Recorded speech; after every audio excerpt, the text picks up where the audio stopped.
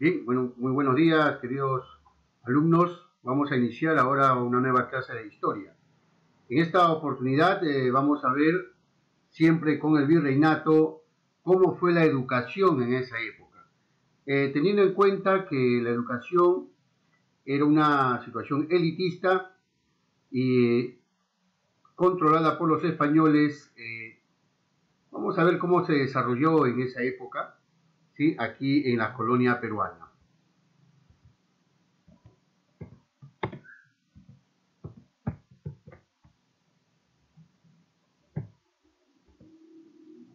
Característica de este tipo de educación. O sea, la pregunta, ¿hubo educación? Sí, pero ustedes tienen que entender que esta educación solamente era para un pequeño grupo de clase dominante aquí en la colonia, es decir, me refiero a los españoles, gente con mucho dinero, gente con mucha relación con el rey, ¿sí? Así fue al inicio. Recuerden que los conquistadores, los invasores españoles que vinieron, en su gran mayoría eran ignorantes, analfabetos, ¿no? El mismo Francisco Pizarro no sabía ni leer ni escribir. O sea, no, acá el Perú y América Latina no llegaron gente erudita, si se puede llamar así, ¿no? Los que se dedicaban al estudio eran los sacerdotes. Los sacerdotes son los que van a iniciar con la educación, van a dar énfasis en la educación, sobre todo para tratar de evangelizar a los indígenas. Entonces, había una instrucción muy poca, solo para algunos, ¿no? Y se empezó a dar en los conventos, en las iglesias, ¿sí? A cargo, lógicamente, de los sacerdotes, ¿no? Y luego aparecieron ya instituciones como centros educativos llamados colegios, que hasta ahora todavía tenemos ese nombre, y centro de formación mayor, en este caso universidad. Decíamos que era absolutista porque el gobierno decidía qué cosa enseñar, quiénes iban a estudiar y punto. ¿Sí? Era absoluto en ese sentido. Era impuesto por el Estado. Era una educación, digamos, dada por gente que no tenía ninguna formación en pedagogía, no les habían enseñado el arte de enseñar. Entonces, se convertía en una educación intolerante, ¿sí? En la que se defendía la fe, ¿sí? Sin la menor duda en cuestiones de catolicismo. Es decir, si tú recibes una educación dentro de una iglesia, lo que vas a recibir es bastante doctrina religiosa. Pero uno de los puntos importantes era que de alguna manera te enseñaban a leer y a escribir, que ya era mucho para esa época. Una metodología educativa, si se quiere llamar así, ¿no? Memorística, es decir, todo tenías que aprenderte de memoria.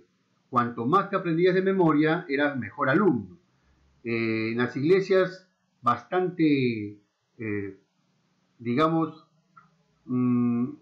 obligaban a que el alumno se aprendiera casi toda la Biblia de memoria. Algo realmente sorprendente, pero esa era la educación, ¿no? Entonces citaban a los evangelios, citaban los libros de la iglesia y con capítulos y versículos de una forma extraordinaria, eso se lo sabían bien. Entonces, así fue este tipo de metodología, ¿no? Memorística. En esta educación, al inicio, la mujer no tenía rol, si lo podemos llamar así, ¿sí? No tenía mucho que ver, no era tomada en cuenta para la educación. En casos especiales, ya sea por razones de que esa mujer pues era de la alta sociedad, ¿no? De una posición bastante muy ligada al rey, les enseñaban a leer y a escribir. Entonces, estas son las características principales que tiene la educación en la época virreinal en el Perú, ¿no? Una educación bastante elitista para pocos. A ver, en esa época se creía, pues, porque no había un censo que te podía decir exacto, ¿no? Se creía que éramos aproximadamente unos 12 millones de habitantes. Entre españoles hay un censo justamente de la Casa de Contratación que estimaba que habían llegado de Europa aquí a América, sobre todo al Perú, aproximadamente 1 millón de personas. ¿Sí? De ese millón de personas, pues, ponle 40.000, 50.000 de una clase social bastante alta, ¿no? El resto, olvídese de la educación. Estaba dividido, en todo caso, la formación educativa en dos tipos de, digamos, de niveles. A ver, chicos, hoy en día nosotros tenemos en la educación 3 niveles, ¿sí? En la educación básica, 3 niveles. Inicial, tenemos el nivel primaria y tenemos el nivel secundaria. En la época virreinal, digamos, solamente habían 2 niveles, ¿sí? 2 niveles. El colegio menor, que, digamos, era para primaria entre chicos de 7 años, 8 años, hasta los 12, hasta los 14 años todavía te podían tener en las parroquias, ¿sí?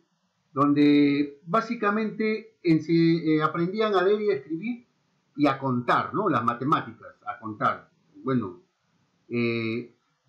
pero sí estaba transmitir la fe católica, en eso eran bien preparados, ¿sí? Había escuelas especiales para indígenas, ¿sí? Y aparte de leer y escribir, se les enseñaba pues música y otro tipo de arte, ¿no? En este caso se les enseñaba a leer en castellano. Los indígenas muchas veces conocían el quechua, pero aprendían a leer y escribir en castellano, que ya era muchísimo para esa época, ¿no? Bien, y el colegio mayor se podría decir como que conocemos ahora una parte de secundaria, cuarto, quinto, por decir, de secundaria, y tu preparación en la universidad, o sea, salías como profesional, ¿sí? Entonces, sí, eso eran los 2 niveles, ¿sí? El que pasaba al colegio mayor ya puede ser una persona muy erudita, muy estudiosa, ¿sí? Que ya te daban cursos mucho más de mayor calidad en cuanto a la lectura y a la hora de hacer análisis, como el curso, por ejemplo, de humanidades, ¿no? Filosofía, teología es el estudio de Dios, y lenguas, o sea, no solamente aprendías el castellano, también el francés, el italiano, ¿no? Pero con mayor fuerza el inglés. El francés también, demasiado, ya que España era vecino de Francia y era necesario aprender el francés, ¿no?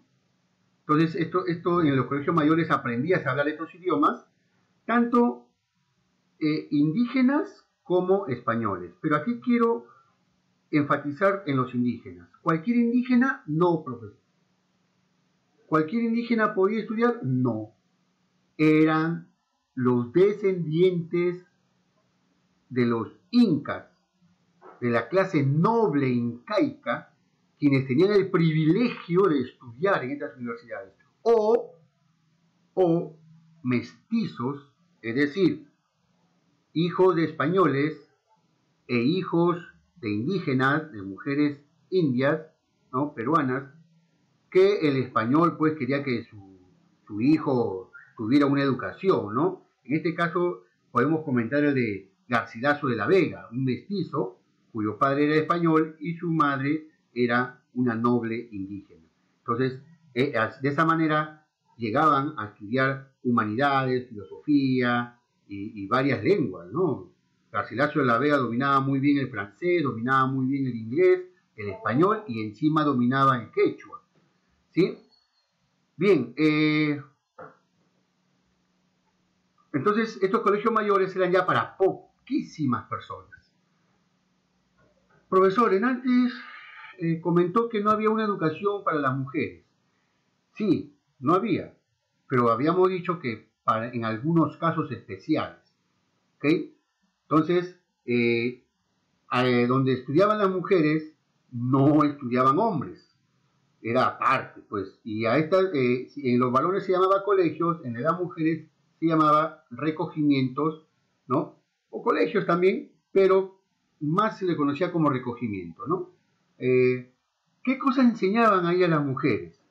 Bueno, entre criollas, mestizas e indígenas e indias nobles, aprendían pues lo que es leer y escribir, que era lo fundamental, ¿ya? Lo fundamental, pero también las labores domésticas. Ojo ahí, a la mujer le enseñaban a lavar, a planchar, a cocinar, ¿no? En otras palabras, sabían que se iba a casar y tenía que atender bien al marido, a leer, a que respete al marido, ¿no? A seguir las reglas y conductas de una buena dama, ¿sí? Tanto en las reuniones oficiales, ¿no? Que tenía pues su esposo, ¿no? O sea, es decir, cómo se debe comportar una buena dama en una reunión. Eso es lo que le enseñaban en estos lugares.